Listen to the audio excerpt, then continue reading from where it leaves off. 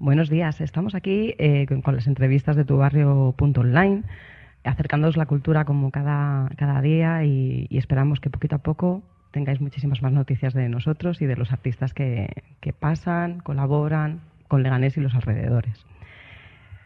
Pues hoy tenemos con nosotros a Ana Matesán, con su primera novela, Hispalam, escritora, vecina de Fuenlabrada y conocida colaboradora medioambiental de nuestro Parque Polvoranca. Bienvenida, Ana. Hola, buenos días. Muy buenas. Bueno, o sea, tenemos muchísima suerte porque hoy estás aquí. Además, te tenemos para contarnos de primera mano en qué consiste esta novela, ¿vale? Que nos hables un poquito de ella y quién mejor que la creadora precisamente para que nos cuente qué es Hispalam. Pues lo primero de todo, quiero agradeceros muchísimo a Onda Leganés al haberme invitado a estar aquí, poder hablar de mi novela. Pues sí, os voy a contar, Hispalam. Hispalam es, como he dicho, mi primera novela, es una novela de fantasía. Una fantasía, no una fantasía desbordante. Yo siempre pongo el ejemplo de El Señor de los Anillos, Harry Potter. No, es una fantasía un poquito más de andar por casa, más tenue, más matizada, en la que la fantasía se mezcla con los aspectos de la vida cotidiana, en la que yo le doy una visión personal mía, porque he visto que en el género fantástico hay cierta tendencia a una excesiva violencia, guerras entre el bien y el mal, mucho género bélico. Entonces yo digo, bueno, todo esto existe, ¿no? Pero también hay otros aspectos de la vida cotidiana, otra forma de resolver los conflictos sin estas formas. Y voy a hacerlo desde ese punto de vista. Vamos a ver otra fantasía. Y más o menos es en eso en lo que me he tendido. También lo que digo, también mezclado con aspectos de la vida cotidiana, la fantasía. Y una cosa que de esa novela es que, aunque aparentemente puede estar basada en una época parecida a la Edad Media, en realidad no lo es. No tiene nada que ver, ¿no? No tiene nada que ver. Lo que sí que podría parecer es en el aspecto estético. Ajá. En el aspecto estético, pues hay ciertos detalles que a lo mejor dices, parece la Edad Media, pero no. Pero no, esto es otra cosa, ¿verdad? Exactamente. Sí, porque, por ejemplo, hay dos cosas que no aparecen, que son ni la Iglesia ni el feudalismo, que son dos aspectos de la Edad Media. Básicos para contextualizar. Exactamente. Aquí no. Exactamente. Aunque sí que es cierto que la península ibérica fue un poco diferente al resto de Europa, pero bueno, basándonos en lo típico, pues es un poco distinto. Entonces, pero me gustaba la estética y dije, voy a... Para ambientarle, ¿no? Para dar un poquito de ambientación, ¿verdad? A esa historia. Exactamente, quedaba muy bien y dije, vamos a tirar por ahí. De todos modos, aunque la novela es fantasía, en realidad lo que podríamos considerar de Hispalam es que es una novela de aprendizaje. Porque hay un protagonista que se llama Ashok, es un chico muy joven, tiene 18 años y tal, y bueno, y la historia se desarrolla en base de lo que le va sucediendo, porque Hispalam, que podréis decir, bueno, y esa palabra rara que... ¿De dónde viene el nombre, no? Hay gente que dice, pues suena tal, lo quiere decir... No, simplemente me gustaba cómo sonaba, ¿no? Y dije, pues ya está, pues Hispalam, que me gusta cómo suena, he visto que aunque hayan ciudades o algunas cosas que se parezcan al nombre, pero en realidad no existe, lo estoy buscando en internet y tal, y que yo sepa no existe. Entonces, pues bueno, Hispalam es la ciudad que es la capital del país del mismo nombre. Entonces, pues bueno, en esta ciudad desde hace tiempo están pasando una serie de catástrofes naturales, que sí, vendavales, terremotos, incendios, tal, ¿no? Y llega un momento en que dicen, mira, esto no puede continuar así. Vamos a ver qué se nos ocurre para que pare esto ya. Y entonces, pues bueno, deciden convocar un certamen, una especie de concurso y tal, y de ahí saldrá uno de los personajes, en principio son varios, que tienen que buscar la solución. Tienen que buscar un objeto y tal, y bueno, y a partir de ahí, de que salen esos personajes, es cuando comienza realmente la historia.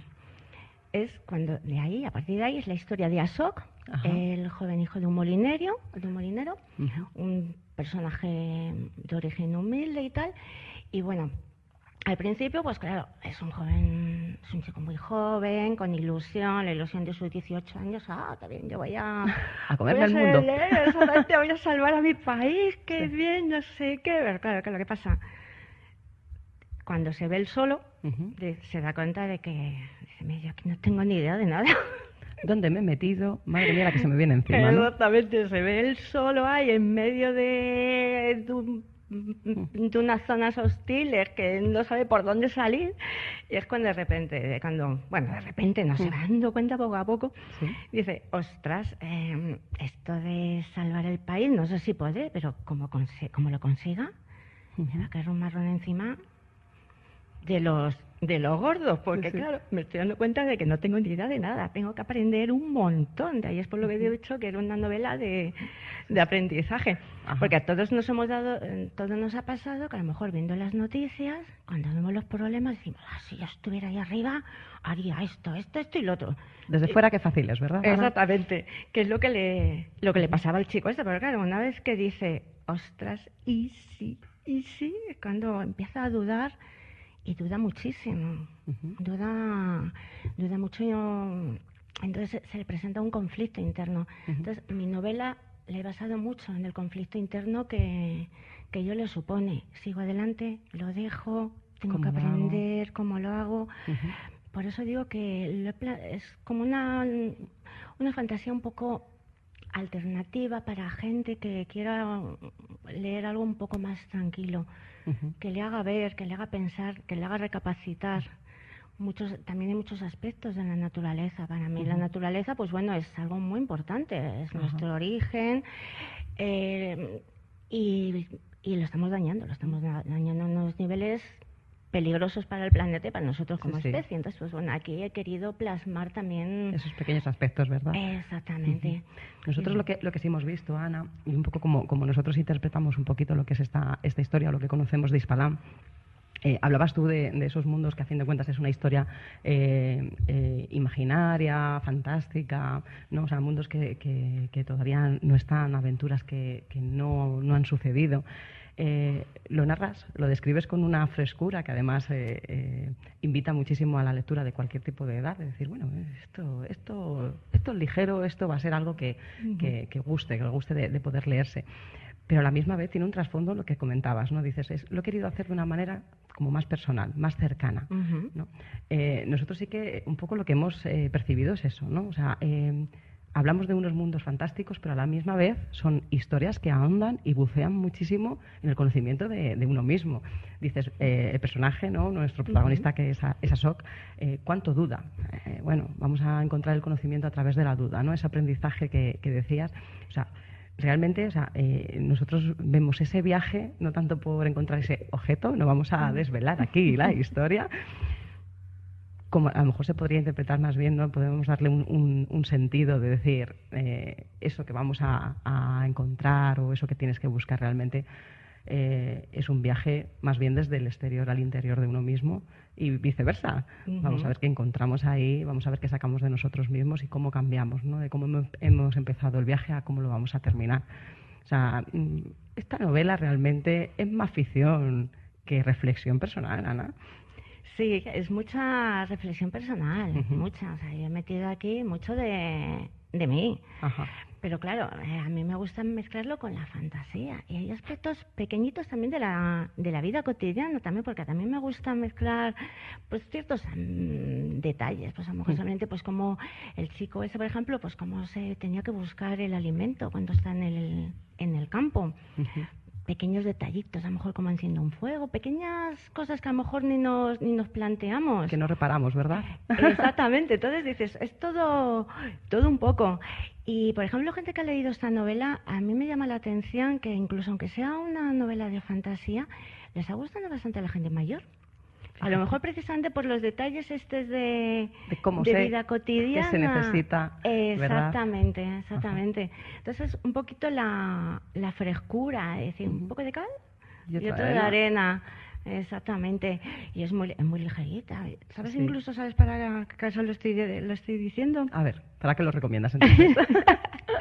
Pues, por ejemplo, para esos momentos que tenemos, que estamos cargados de trabajo, Decimos, pues, mira, lo que a mí no me apetece es cogerme un libro gordo con una historia muy enrevesada, que a lo mejor, ¿no? Incluso. Exactamente, a lo mejor dices, me encanta ese tipo de literatura, que también está muy bien, pero a lo mejor hay ciertos momentos de la vida que lo que quieres es algo un poco más ligero, pero que te enganche, porque si no te engancha, mal vamos. Un libro que te diga algo, pero que a la vez me sea para poder relajarme un poco, ¿no? A la vez. Exactamente. Y, por ejemplo, para esos casos viene muy bien. Por ejemplo, los chicos cuando están con época de exámenes también, como que hay también el toque de fantasía y tal, dice, pues mira, voy a estar un rato tranquilo, pero lo que digo, que te enganche, porque si no te engancha, un libro que no te enganche... No pasas de la primera página. Entonces. Exactamente. Entonces, por ejemplo, pues también viene muy bien por ahí. Y el tema de fantasía, y hay veces que lo cuento, trucos que... Mira, te voy a contar bueno, tío, una anécdota que me pasó. A mí se me reveló un personaje. ¿Y eso? ¿Cómo un personaje se te revela? Dios mío. Pues fíjate, luego he visto que a más escritores les pasa, pero a mí, yo que no lo sabía, me pilló totalmente... De sopetón. Sí. Pues yo estaba un día escribiendo, ¿no? Y bueno, pues yo estaba ahí escribiendo tan pancho y de repente me viene a la cabeza que uno de los personajes, no voy a decir cuál, como si me dictara algo, ¿no? Y yo... que no lo voy a poner. O sea, yo aquí mando yo. Que lo diga, sí. Exactamente. Y no me lo podía quitar de la cabeza. Y seguía insistiendo. Bueno, pues tuve que dejar ese día de escribir.